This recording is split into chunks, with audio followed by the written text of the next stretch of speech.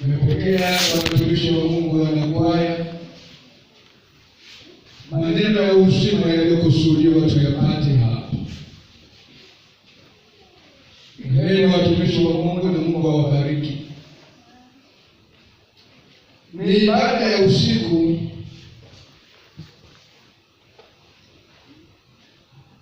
ambayo pia tunakwenda kuhitimisha kwa neno la Mungu, na tumeomba na mtumishi wa Mungu mchungaji kwamba tuwe makini, tusijirahisi usingizi ukatupitia. Niombe tu kwamba chukua uvumilivu kwa sehemu, na maneno haya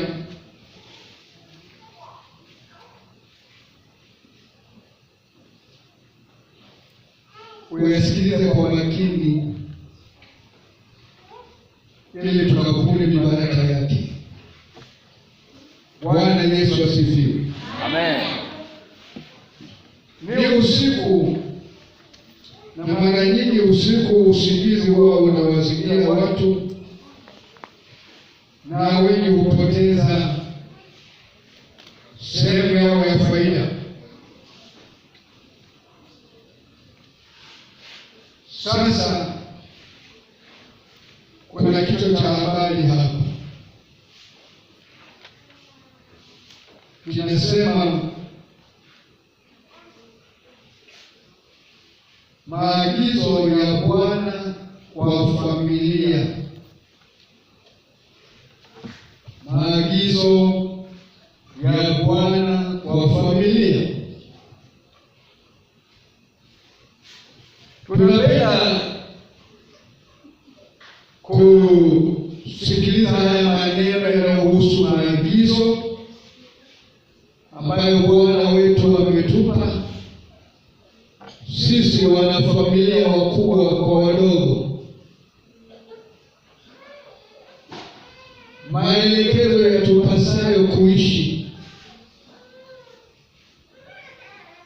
Mambo mengi na matatizo mengi yake hayatoki mbali, yanatoka kwenye mzunguko wa familia zetu. Je, Mungu wetu ameagiza nini? Tumepewa maelekezo gani katika familia zetu? Tuishi kwa mambo gani? Bwana Yesu asifiwe sana. Amen.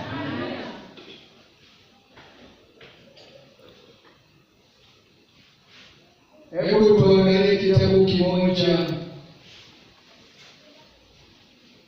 ni kitabu cha mwisho upande wa manabii. Kitabu cha mwisho upande wa manabii. Hapa kuna maneno ambayo Mungu anahitaji tuyaangalie hata sisi pia, na yaliandikwa kwa ajili yetu. Waliagizwa wana wa Israeli, na pia tumeagizwa na sisi pia. Kitabu cha mwisho na mistari ya mwisho kabisa, Malaki sura ile ya 4. Malaki sura ile ya 4.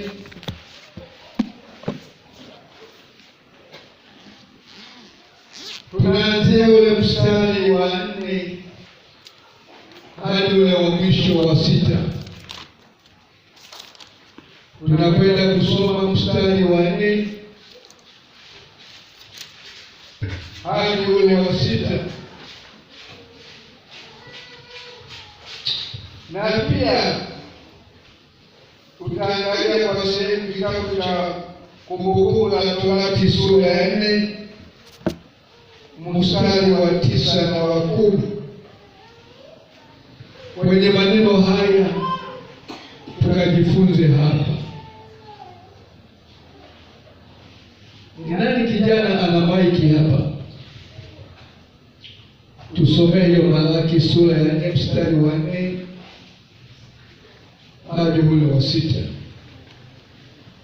Neno la Mungu linasema, ikumbukeni torati ya Musa mtumishi wangu niliyomwamuru huko Horebu kwa ajili ya Israeli wote, naam, amri na hukumu. Angalieni, nitawapelekea Eliya nabii kabla haijaja siku ile ya Bwana iliyokuu na kuogofya. Naye ataigeuza mioyo ya baba iwaelekee watoto wao, na mioyo ya watoto iwaelekee baba zao, ili nisije nikaipiga dunia kwa laana. Asante sana kijana, Mungu akubariki. Amen. Asante kwa yule anayefuatilia maneno haya. Akayagiza Bwana yakanenwa kwa kinywa cha Malaki. Wana wa Israeli wanakumbushwa kuhusu maneno ambayo Mungu alimwagiza Musa awaambie wana wa Israeli. Yakaandikwa kwenye maandiko, yakawa kwenye Torati, yakafundishwa mara kwa mara. Anasema, ikumbukeni Torati ya Musa mtumishi wangu niliyowaamuru huko Horebu kwa ajili ya Israeli wote, na amri na hukumu. Anawakumbusha Malaki waikumbuke Torati ya mtumishi wa Mungu Musa, ambaye aliamriwa na Mungu awaeleze Waisraeli, awahubirie Waisraeli kule kwenye mlima wa Horebu. Maagizo aliyowapa na sheria alizowapa, waletee nyuma wakumbuke maagizo ya Bwana waliopewa. Haleluya, amen. Mstari wa 5 anasema, angalieni, ninawapelekea Eliya nabii kabla haijaja siku ile ya Bwana iliyokuu na kuogofya.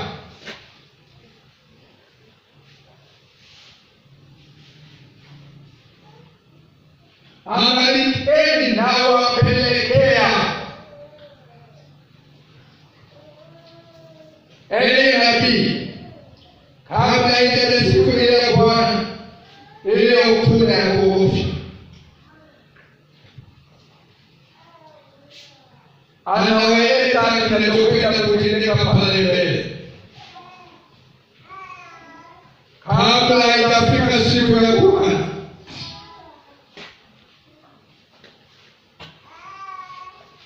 Eliya kwanza nabii aongee na watu, awatiyarishe wanadamu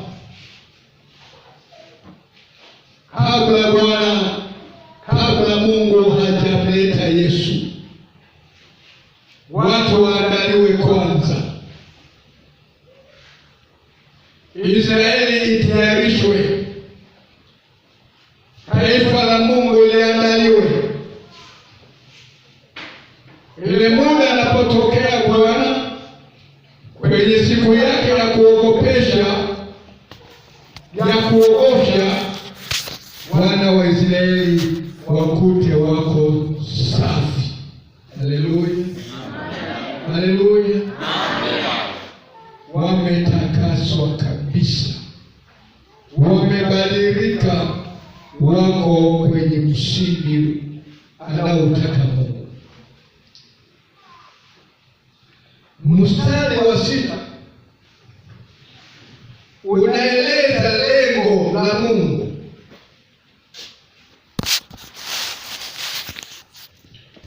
Elia huyo anayetumwa, kazi atakayoifanya kwa Israeli itakuwa ina maeneo mawili. Inahusu wazazi na watoto wao, baba na watoto. Na mahali anapotajwa baba, anatajwa na mtoto, lazima na mama yupo. Haleluya, amen. Maana haiwezekani baba akawa peke yake asiwepo mke wake. Haleluya, amen. Akitajwa baba, akatajwa na mtoto, na mama pia yupo pale. Kwa nini anatajwa baba? Ndiye kichwa cha familia, ndiye msimamizi wa mji, anayetazamwa, aliye na tamko lenye mamlaka, akiagiza wengine watekeleze. Haleluya, haleluya. Sio kwamba Waisraeli walibaki mababa tu, hawakuwa na wake, walikuwa nao, na ndio maana na watoto wakawa na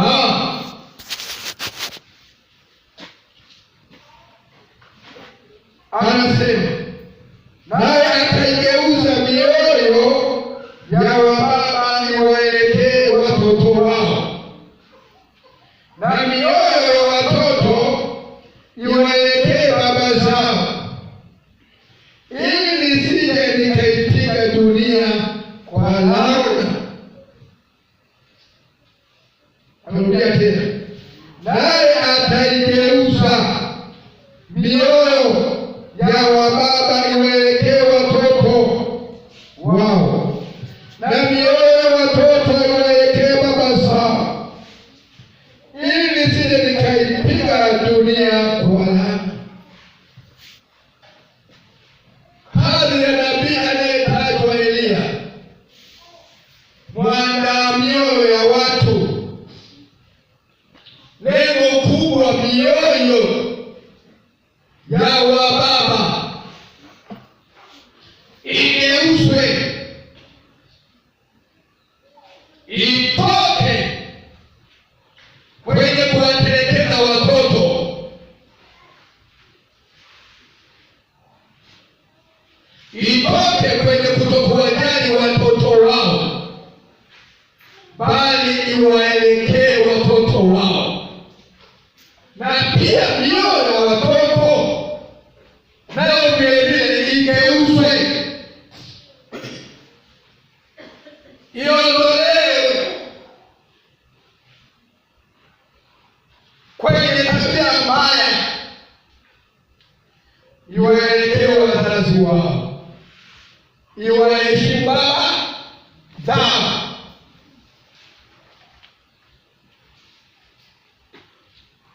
Kwa maana wakikaa kama walivyo, watasababisha matatizo,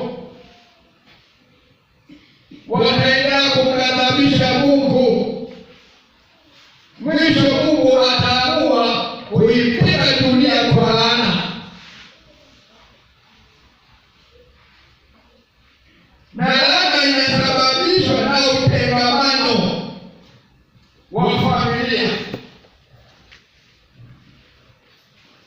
leo, hata maeneo haya,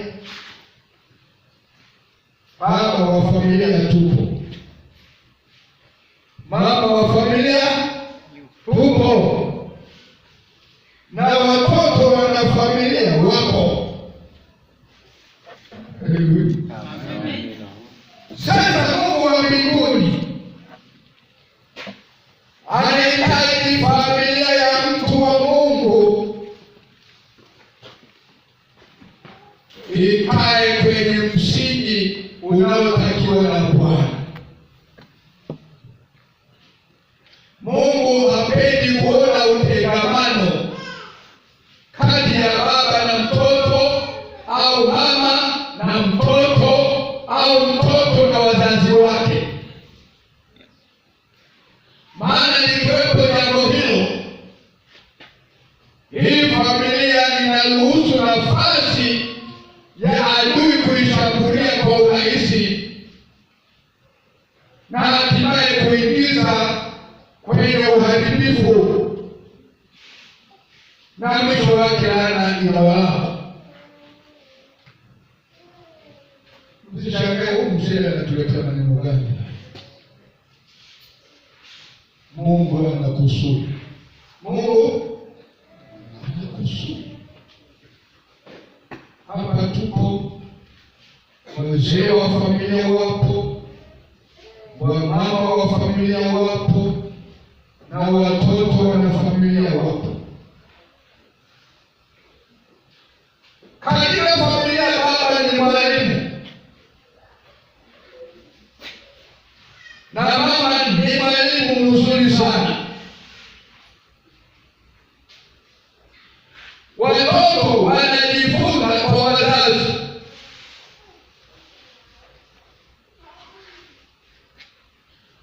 Kila jema wanalipata kwa wazazi,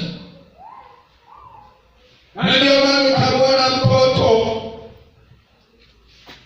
anajifunza yale wazazi wanayoyashabikia. Kama ataelekezwa masuala ya ibada, mtoto ataendelea kuyaishi hayo hayo. Bwana Yesu asifiwe sana. Bwana Yesu asifiwe sana. Akiona wanaanzisha mapambio, nyimbo za sifa, wanapiga makofi, hata kama hajaufahamu wimbo, lakini utamkuta ana tabia anayoelekezwa.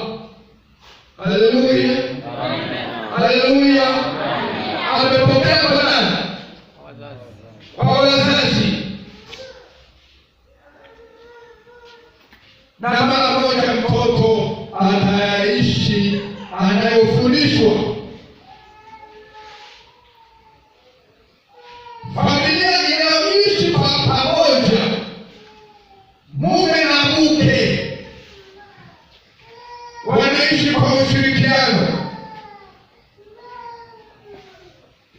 hawapigani pangani, hawagawiki, hawabaguani, na watoto watayarisi hayo. Haleluya, amen. Haleluya, amen. Lakini kama kutakuwa na ufa hata mdogo tu, hao wawili wasipopenda pamoja, pengine baba anakaa na mtumwa mama mara kwa mara, mama naye anamtumwa baba mara kwa mara nyingi watoto utawakuta wamekuwa na ubaguzi.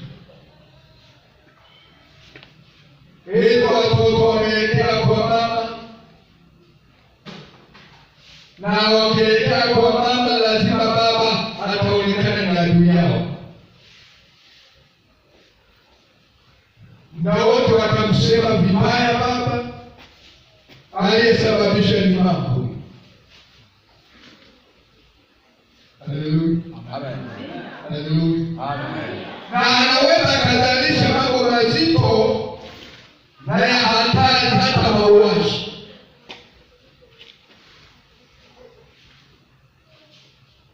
Yakobo na Esau tunawakumbuka.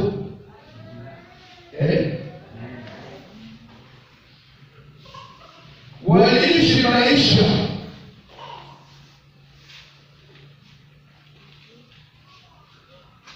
ya tofauti tofauti.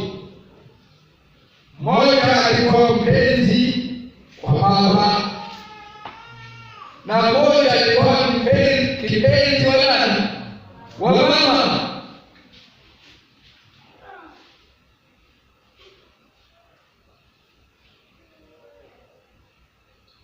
Mmoja anapendwa na baba, ndiye mkubwa.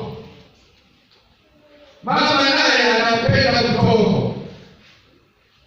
Kila alipanga baba alifanye kwa mkubwa, mama anaingilia kati, anamshawishi mdogo aende kinyume cha baba, aende kiudanganyifu, kujifitafita. Baba anahitaji abariki mtoto wake mzaliwa wa kwanza. Mama hapendi abarikiwe mtoto mwenye haki za uzaliwa, anahitaji abarikiwe nani? Mdogo.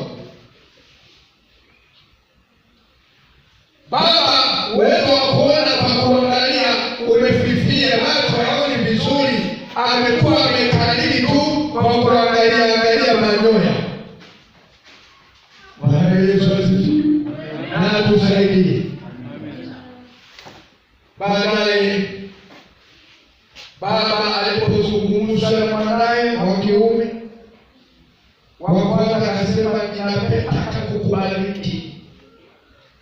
Hebu nenda sasa ukanitafutie mnyama, ukaniulie mnyama huyu uandae vizuri, yaani lile nifurahie, nikubali.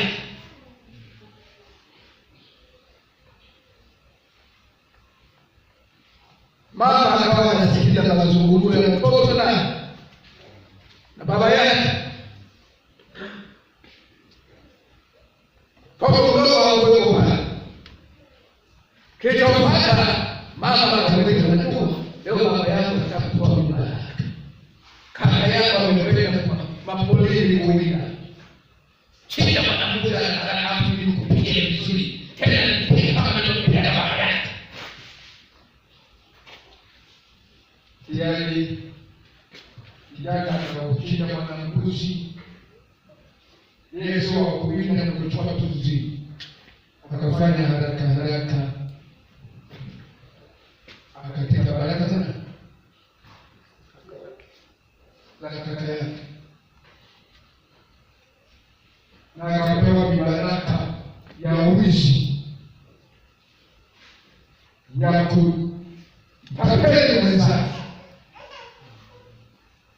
Wala wanakuambia kwamba na kunyima yale matani yale nilitoka kwa mama. Kama unahitaji atakukuta yuko njia, kama unahitaji nikupe haya matani wewe unishike, niache leo wa kwanza. Ilisababisha nani?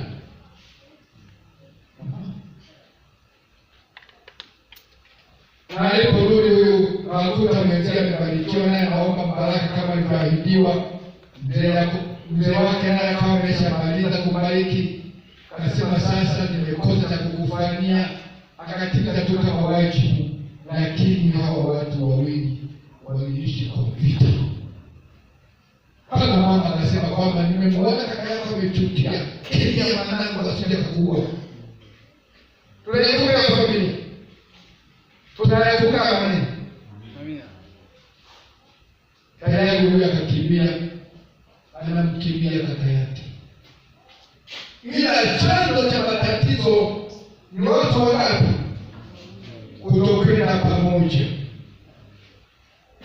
wakaingiza laana kwenye familia.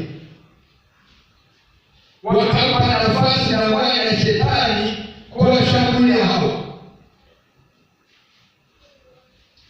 Na hata leo kwenye nyumba za watumishi wa Mungu, washirika wacha Mungu, mambo hayo yapo. Mambo hayo yapo.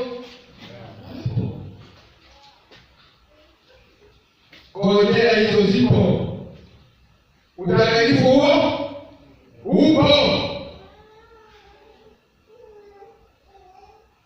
Haya ni matatizo mbele za nani?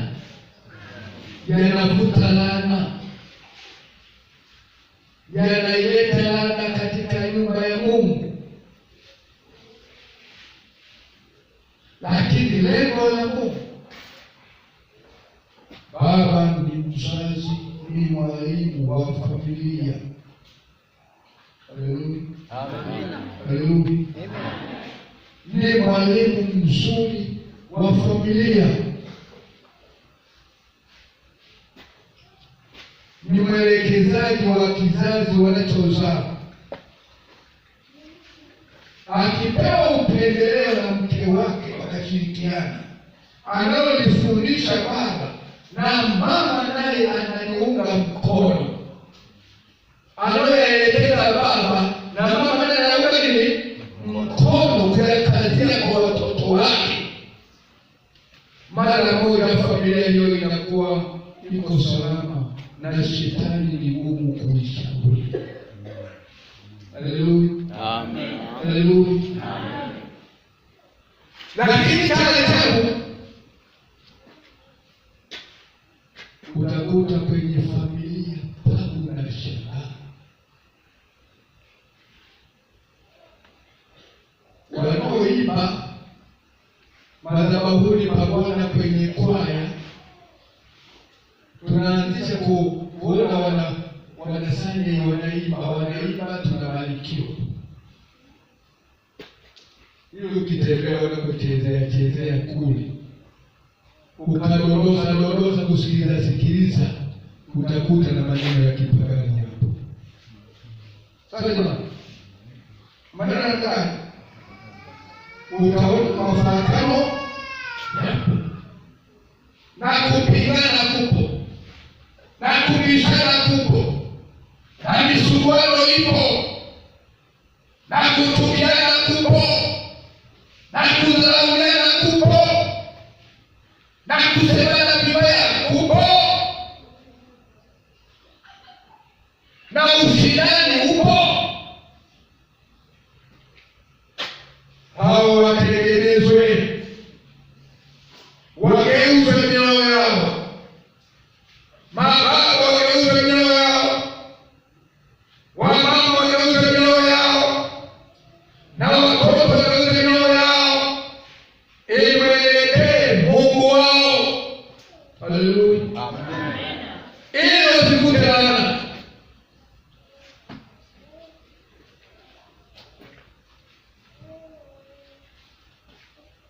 Waweza kukuta mazungumzo ya kushangaza kabisa.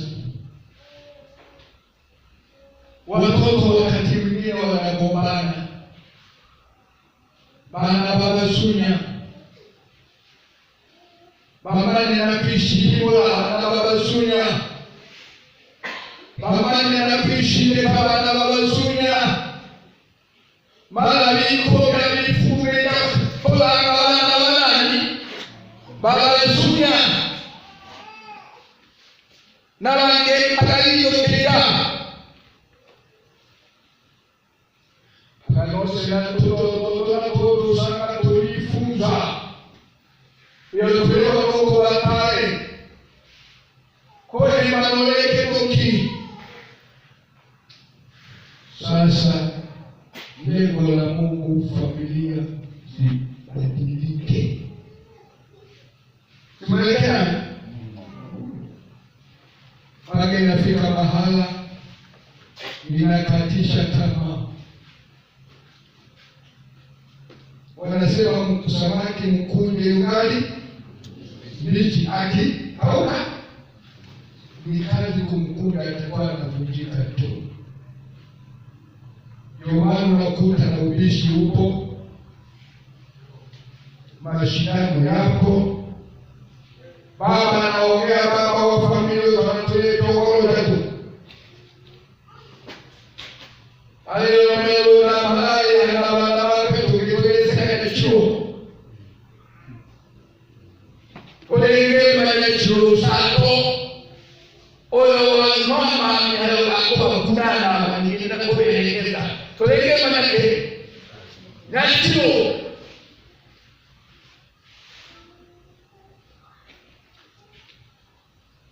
Utaratibu wa Mungu sivyo. Mpaka inafika mahala wazazi wanawatelekeza watoto wao. Wameonya, wameelekeza, watoto hawajali. Wanafundisha watoto hawafundishiki. Haya, wanasema kwa maneno mazito na makali. Mwisho wanaanza kusema maneno ya kidhaifu. Hapo wewe unaelewa. Mwakepe halali. Yeye hiyo ndio mnakone. Mukogera maana sio mlekola.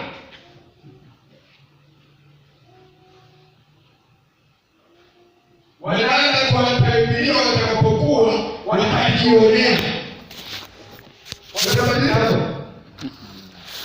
Wakupuka leo. Anasema alitoa chakula mali yao. Tosha kabisa.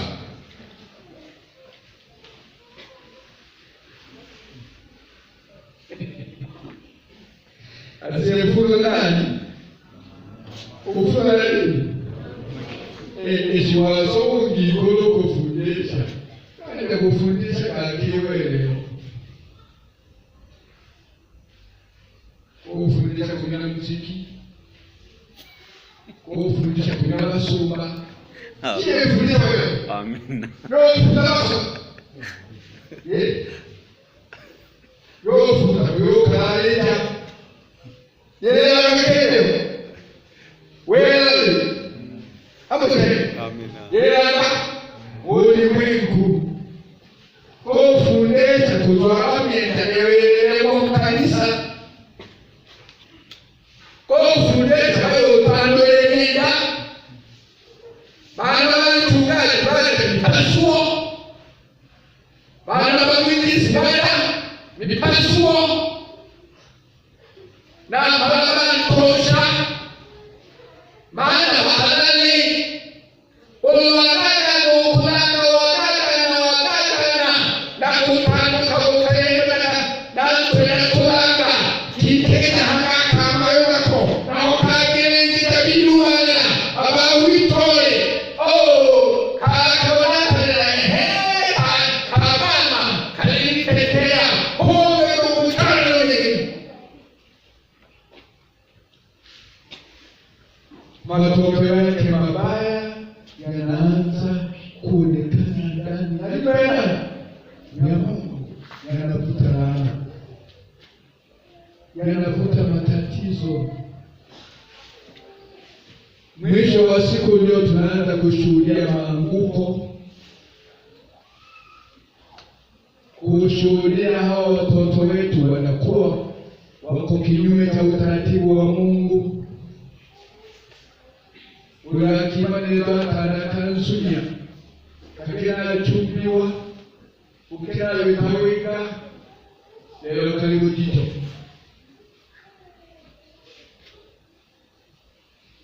Kale shimiza.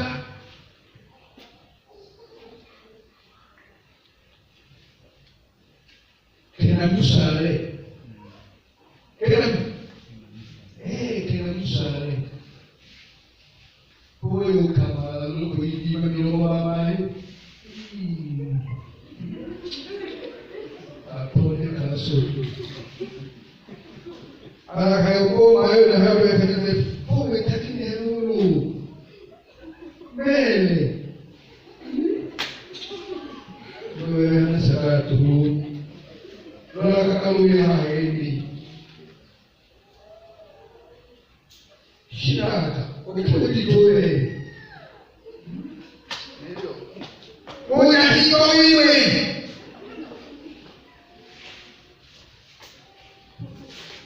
hataka mile mukala ngwe na welelo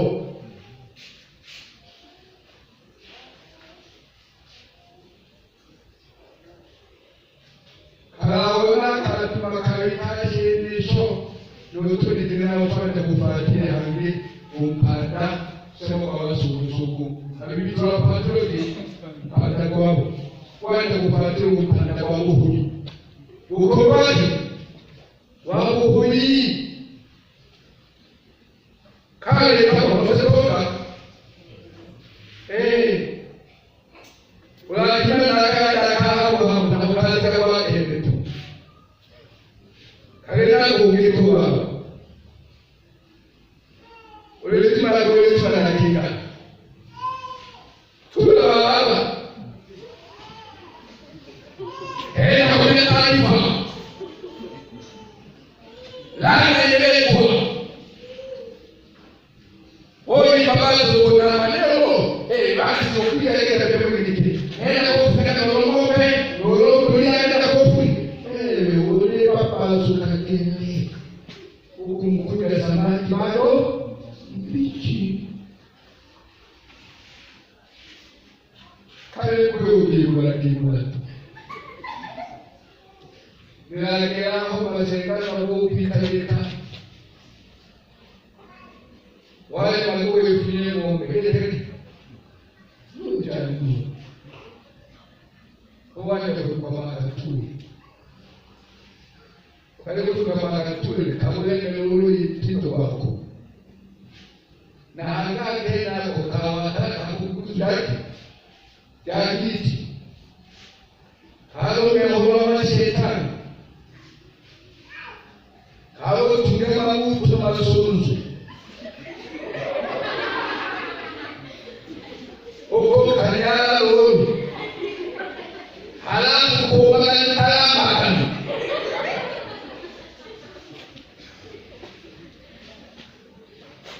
ajo kaita kuomba kantoa na watu wani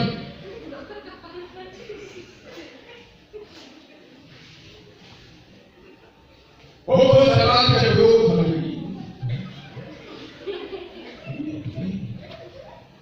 Anolo mana, anolo wika, anolo nelawopi, anolo peye. Hiyo basi. Kwa hiyo ndio. Karama. Na ndio kwa mpaka ndani. Yesu akasema, Mungu akasema nitampeleka ndani. Ile nani? Nabii. Akageuze mioyo ya mababa iwaelekee watoto wao na mioyo ya watoto iwaelekee baba zao.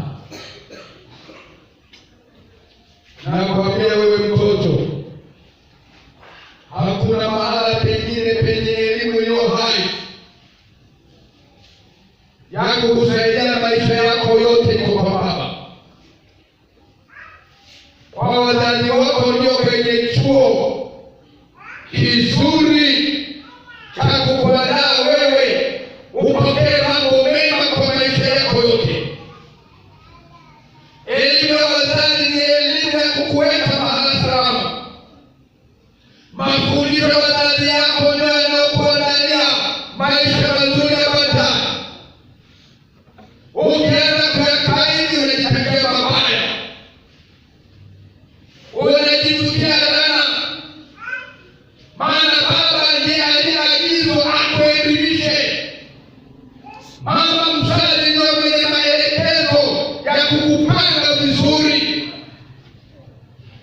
Haijalishi umesoma, haijalishi umependa sekondari, haijalishi umependa na chuo sio mbalimbali.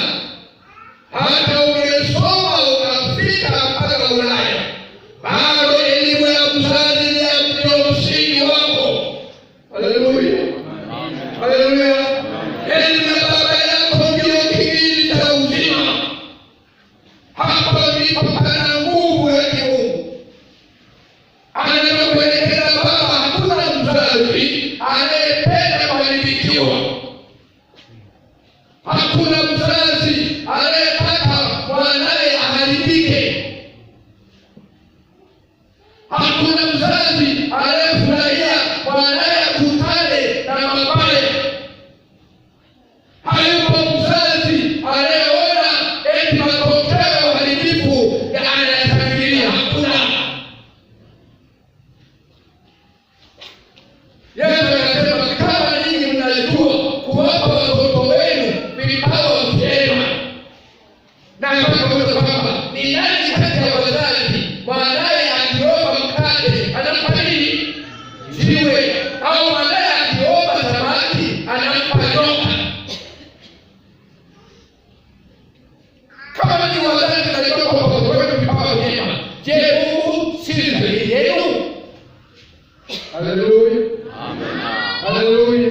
Amen.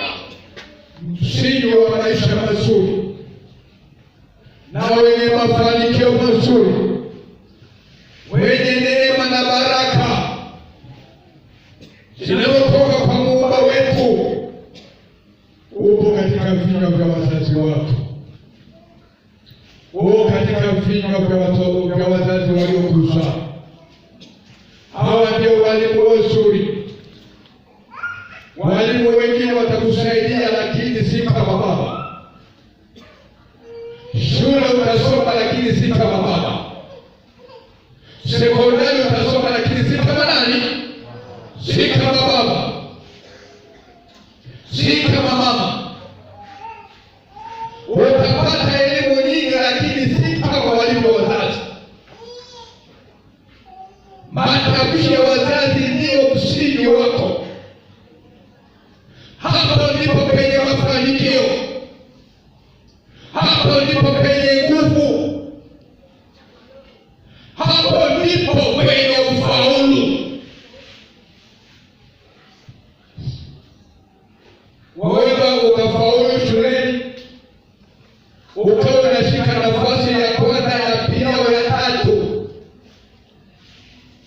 Waweza ukawa unafaulu zaidi, unawapita walika lako hata kata nzima. Waweza ukamata nafasi ya kwanza kiwilaya. Hongera kwa hilo, lakini elimu ya msingi unaoipata kwa nani? Kwa wazazi wako. Mengine nikiongezee. Haleluya. Haleluya.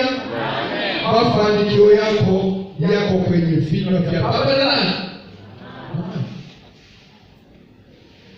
Enyi wazazi, wageukieni watoto wenu. Iweni wavumilivu.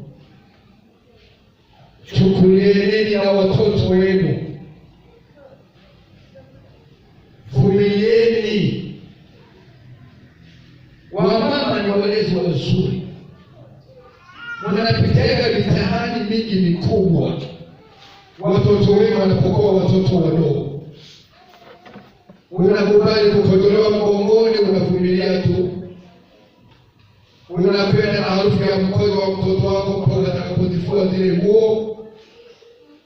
Mtoto anajua kujipaka na kuwa anakunyea, unaanza kusafisha tu vizuri. Anakunyea na harufu na hizo anakufuata, lakini bado na uvumilivu. Maana unajua ni mwanao wa kuzaa. Unamtengeneza mpaka anakubalika. Na mna bahati nzuri kuliko wababa wenyewe, ndio wao wanapenda tu mazuri. Mabaya hafani hawapendi. Soko wana koche. Kwa sababu wewe unajua wanawiwe.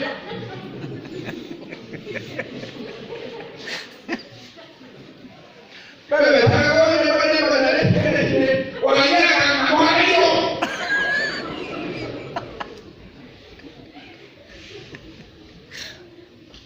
wale baba ni kupendeza wa tiba.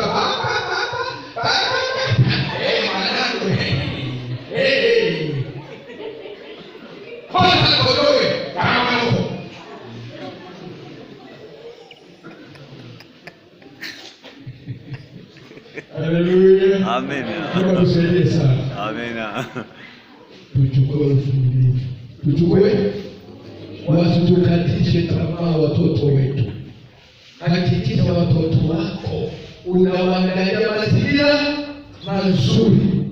Ukijisahau kuandaa mazingira mazuri, tarajia kupata aibu. Na aibu inapotokea kwa mtoto, wa kwanza kuangaliwa ni wewe. Ulokoe ya uli hadi kibali cha kuuza. Usa wakati ndani mahali.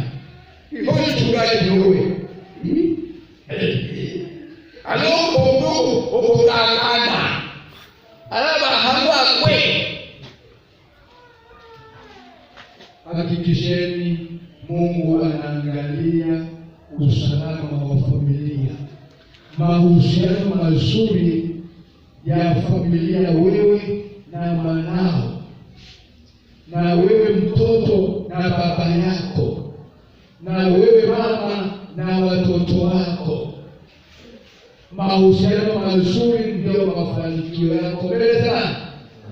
Lakini Mungu akianza kuona matukio ya ajabu ajabu, usifikiri kwamba Mungu haelewi.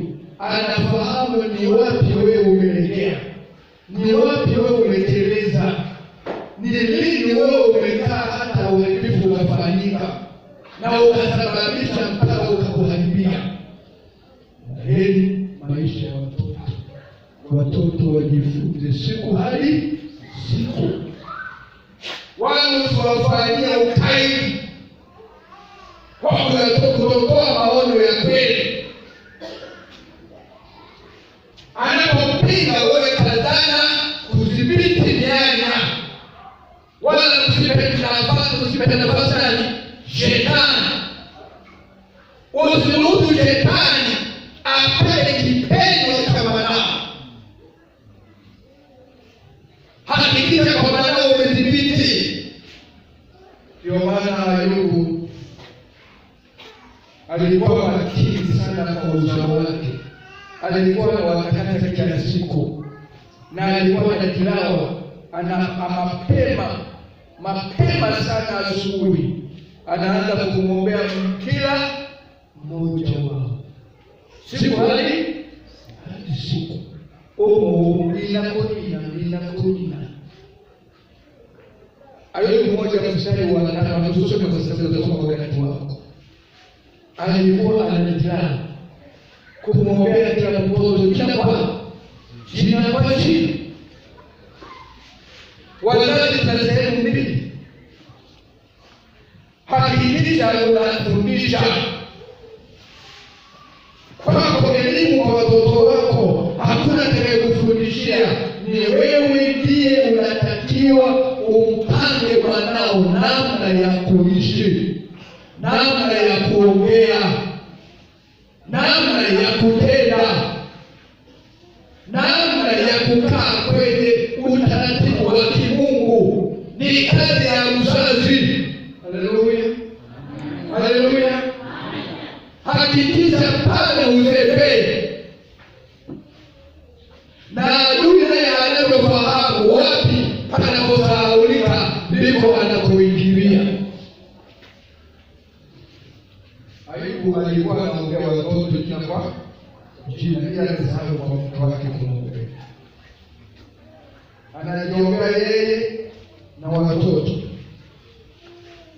Mama wa familia kwa nini? Anamsahau. Adui alipokuja kumshambulia akaweza kwa watoto kwa urahisi, akaja kwa njia ya mke wake, akamfanya kuwa mtumishi wa shetani wa kumvuruga mke wake, mume wake aache msingi nani? Wa Mungu. Sio jamani? Toka pamoja. Likawetelo kuelekea wale hangekuwa utoro wala beleo kujimana kelena kumuwashine si wako sababu cha sababu na ashira na mashikoga ashira na opata weka na magulani aloko ndokutoka kwe. Mlango ulikuwa wazi. Nakwambia mama yangu, maisha mazuri ya kiroho. Jiombee wewe mwenyewe, wewe mshindi. Wa pili, kumwombea ni mume wako. Ukizubana na yeye akazembea, adui atapitia kwa mume wako, utateseka. Utakuja waanze kulia machozi mazito, wakati kabla yatatokea unaweza ukaomba kwa urahisi.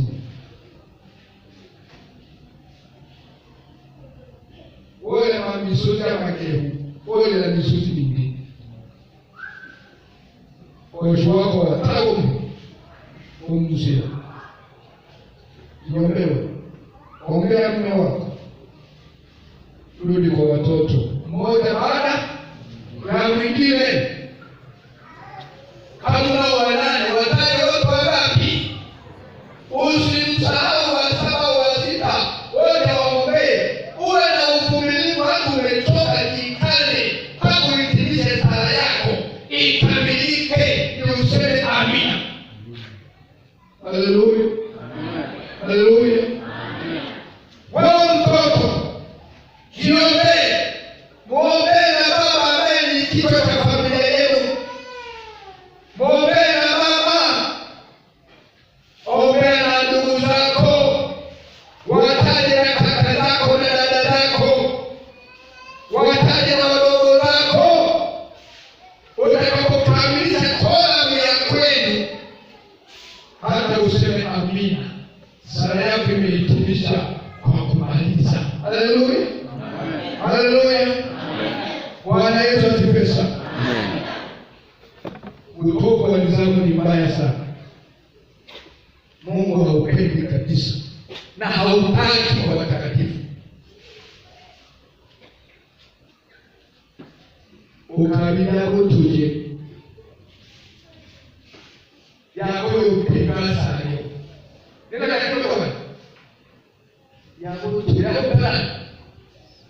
ya kendo de na masala makehu nusule kaila nusule jipanga. Utampinaje mzazi wako anakuelekeza na wamnyonyo kumnyongea sababu kuna utuje wa ukato mwana wa ukatari itono na utiwewe yake akika uitarika wandika hapo wandika ni ma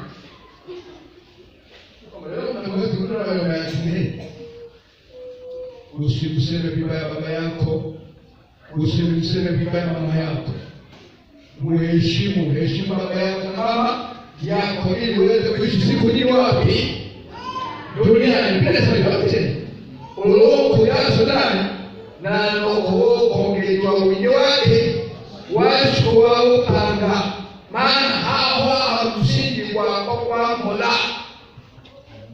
Lakini ukianza kumdharau mzazi, unaanza kuokoa siku zako. Ukiokolo naso siku ulitoa wiki ya masiku wamchokana noso andola ni mwezi noso andola ni mwaka unone tuje badilika mheshimu nani? Mzazi. Haleluya. Haleluya. Haya ni kwa maandalizi, sio mzazi tu wa familia, hata mzazi wa kiroho. Huyo ni baba yako wa kiroho, amekula gharama nyingi hata wewe ukawepo, hata wewe ukafaulu kuitwa ni mcha Mungu. Kuna machozi na machozi yameliliwa mbele za Bwana, anakulilia mbele za Mungu. Unapomsema vibaya, unamsema vibaya mzazi wako, na Mungu anakuona wewe sasa ni hovyo kabisa, lisilofaa. Mzazi wa kiroho ni mzazi wa kumheshimu,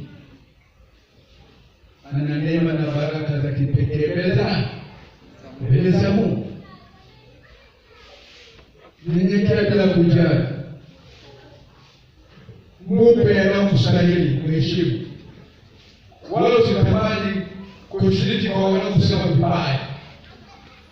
Kumbuka kuna baadhi ninaongea vibaya juu ya mtumishi wako, epukana nalo. Kitendo hicho sio kizuri, hakikufai wewe na mbinguni. Mwelekee Mungu wako, heshimu mzazi wako, heshimu baba yako kama wewe ni mtoto, heshimu mama yako, heshimu wazazi wako wote, waheshimu watumishi wa Mungu. Wanakula gharama na kulia machozi na kutesha wakati mwingine. Wakati mwingine wanafunga na kuomba kwa ajili yako wewe upate kufaulu. Wape yanayowapasa kabisa. Jifunze kwao, upate misingi mizuri ya kukusaidia. Kwenda sekondari sio sababu, kupekua masimu sio sababu, kujua mengi wasiojua wazazi sio sababu. Hayo ni kwa ajili ya elimu ya kidunia tu, lakini msingi wa Mungu uko pale pale. Haleluya. Haleluya. Msingi wa Mungu umesimama imara. Kila litajaje jina la Bwana uache nini? Uovu. Simama kwenye msingi wa Mungu. Uone baraka za kimungu. Usikute laana mbele za Bwana. Maneno haya nimehimizwa sana. Kila unapotaka kuangalia kufundisha kingine anarudishwa hapa. Hakika mimi natambua. Kila mzazi anatambua familia yako ikoje. Familia yako iendeshe Bwana. Kwanza wewe mzazi, hebu geuka usiwatelekeze watoto. Utakapowatelekeza wao watadidimia na wataharibikiwa na aibu itakukumba tu.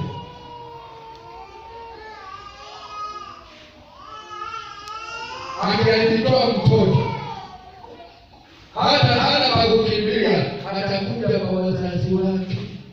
Kama atakuwa na magonjwa ya aibu ya kidunia, atakuja kwako. Wewe ndio utafua mambo yake aliyotarajia. Leo uko wikanzu wa mienda yamani yagulira mwana wako. Leo uko wichungi wa neti upande upya wale watu zao nigini niliambia kitu 1812 nile na dola lichungi neti kuna uzeno wa hawa ndicho. Hakikisha kama hayo unamshiki msoga yayo kumopi halali kana so no halali kana ngoshi wako bagasa wako yayo kuhalali kauli ayo okabiwanzilishi wako binza Mungu wa mpaya wala usemtetezi wa ubaya kwa watoto wako. Hakikisha anachokipiga mbeo na wewe kipige, ili mtoto akitoka kwa baba amehuzunika akasema nataka uyaka yayo wala shakera yuko baba yeye kiti wakuna hivi hapo. Haleluya. Haleluya. Amen. Unaoke tu wake kinenge na kukuenda tena ya wewe na wani. Haleluya tena. Haleluya tena. Lakini bado anajua wako uso. Wanao mawali kuona nende lolo. Wajua na wewe mtu aliyetanilia mama. Ile sasa katika wengine na kule katika kuishwa. Watu wanawaambia wewe tekine tu. Niyo leo kwa kweli kukosa mbele. Neno la utaka kueleza. Atakaa sana mtoto. Kuja mama kabisa tia. Lazima baba na mama mwe kipindi. Mwe kipindi. Na mimi ambao mnanisikiliza. Na bahati nzuri uko hapa. Na mheshimu baba. Badilika. Kama kuna tabia mbaya, aombe msamaha.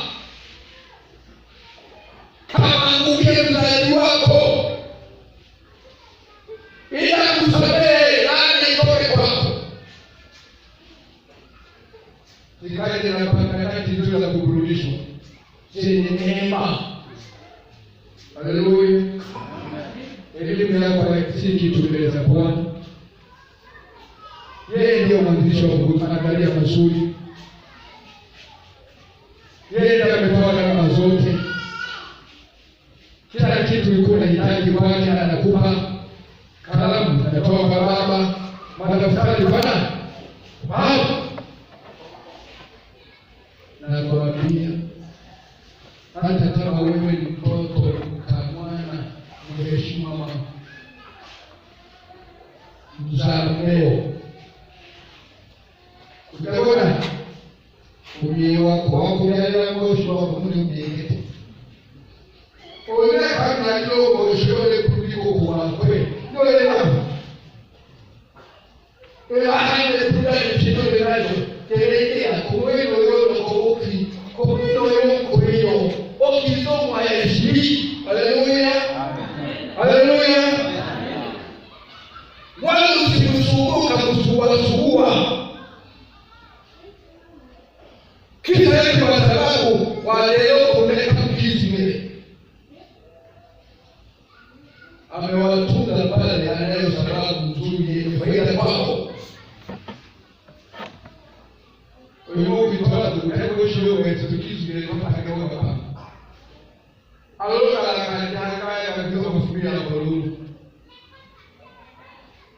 madalili migeni wewe kama ndio kuchelewa kwa uzito baba mikoza kamani na yanakuwa na meko kisho kizime nongozo kwa kamani kana mke wako na mke wako akuelekeze vizuri. Haleluya, haleluya, haleluya. Atakupeleka hatua ni mzazi wako, tena napenda apate takatifu kupitia wewe. Atahakikisha anapitia kila hatua ili wewe uwe umejifungua salama, yeye atende mdogo wake kwa mafanikio. Bwana Yesu asifiwe sana. Bwana Yesu asifiwe sana. Na mimi mwani na huko yayo kutoa tupale na wengine hepa na wawili yoshia sehemu na wasehuru uliwaomba bado tumizo bigola leo shwakwe leo wasanga kipande hizo ibake okoje na kila hujima no soka ndio ya ilitoni ndianda nataka wesa kuna wakini shina mwelezo sana sasa mama tupande mmoja tunaoelewa kale kipande ili na wale tunasuluhukia hapa yote wananiona mama ndio kwa ile hali ya ndio mama tunazungumza kwa maana kama ni pokeo ili kama kama ndio baada ya weke iko jana nishikanisha kila ugai wako anaenda nao ugai wako nao tukikao mahitaji baada kwa hiyo na shina wao kuandika hao kuombea mtakatifu anaona tola wewe kalubani leo wewe ukole kijana sasa wapate ya mlio kuonana uwana wako unaenda wanasiko kuzidi yake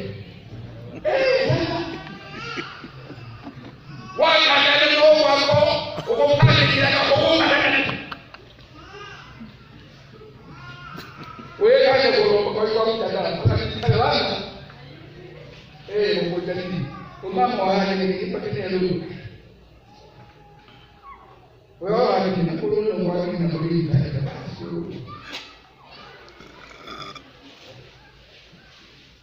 akatendo mulubi umaenda ukitokea ni mulubi wako basi jamfuka na kulungeni wako umwinga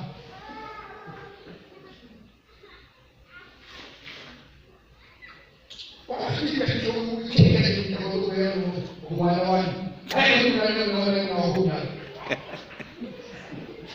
hawana hawezi zaidi hapo yana kuweka kidogo ndio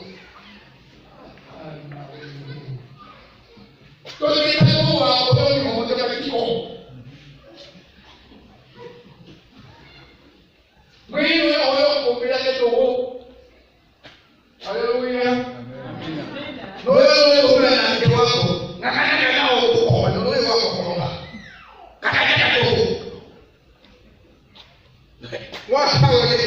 ulikane wote wakula masala. Tumia fulana yako ulete matumizi. Haleluya. Amen. Haleluya. Hapo sherehe.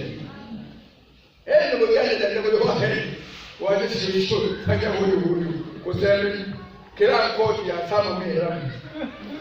Anasema wewe mara kadha matatu wa Mungu tunaenda pamoja na kile. Amina. Halo kumbe ni mtu na malumu. Wale ndio kama kale wanasoma haya. Alevi sisi tayari kwa. Unajua tunapata maisha. Kuna matatizo. Kuna migogoro. Shida. Kama wanaelekea kutoka hayo. Kwa sababu wanapata kile kitu kitaja. Kile kijaye tunayoje nini? Kile kinachosaidia kweli na ndio. Ndio kwa nini tunataka Kaya ko gede ne ta biyu no me ya ga ku yawo ko ka sa ka na ti kaya la ki ale ti ni ti ko la ya ka so ki ya ko ka ki ta ma fu le ya ta ma me ma ai ke se me ni ka ko ba ba te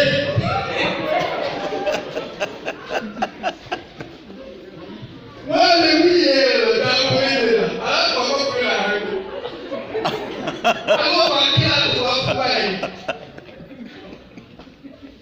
Alô, o homem já está, o homem já vai. Não, eu não vou pensar, mas ele desculpa, eu vou lá. Só eu vou ficar assim. Foi ele lá. O leão vai para ele. Kabisa kama akili gawi kole kale kali. Ila imoke. Ndio ile akapiga kumbe ile ndio kutoka kwa mapatano kali hapo. Mungu atusaidie. Amina. Jamani hapo. Kaleo. Hapo. Kaleo. Tubadilike. Haleluya. Amina. Tubadilike. Mkipanga jambo la mume wako, siku hiyo nikija jambo lingine linahitaji kikao. Sawa ngapi? Mlijadili kwanza. Usinichukue maamuzi wewe peke yako. Kaeni mjadili. Haleluya. Mtakapoleta sawa, mtafanya sasa. Mungu wangu nasema sisi tunataka nongozi wako wote na wote hao kama kutaka haraka kitia maana mlishiriki sana sio kama mwenye na wako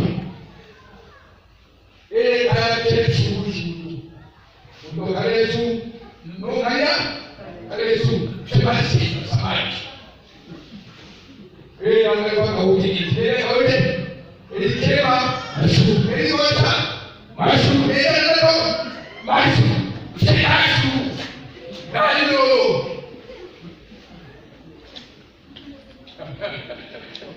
Haleluya. Amen. Ukae kwa ufahamu mazuri. Haleluya. Haleluya. Amen. Wewe ni mtoto. Ukale maelekezo ya wazazi wako.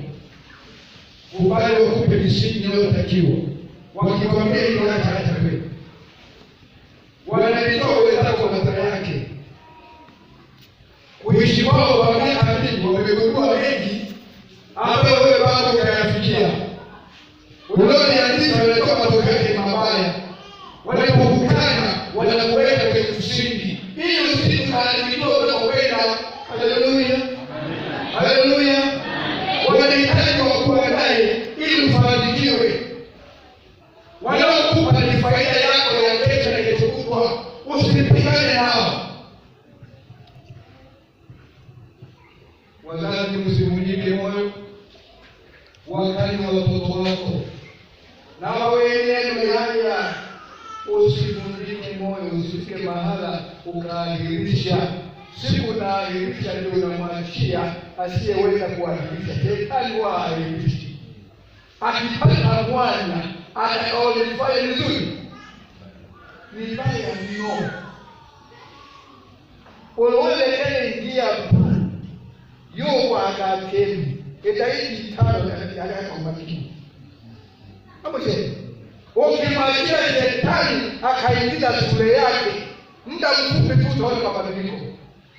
Na mtoto anapenda kuangalia kile anachokiona kwenye macho, anakileta mpaka wazazi.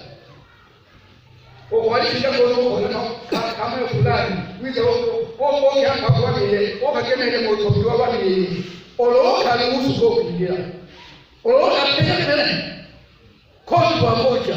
Hakikisha uko vizuri, familia yako unijali siku hadi siku. Kaa vizuri na mahusiano yako na mke wako. Swala la vitu bali na baki kuelekea kwa wewe kanga nini wewe ndio kana mtaro kama baba na tuone na tuwe ni kumbe vitu pale kwa tubadilike tuanze mazingira mazuri.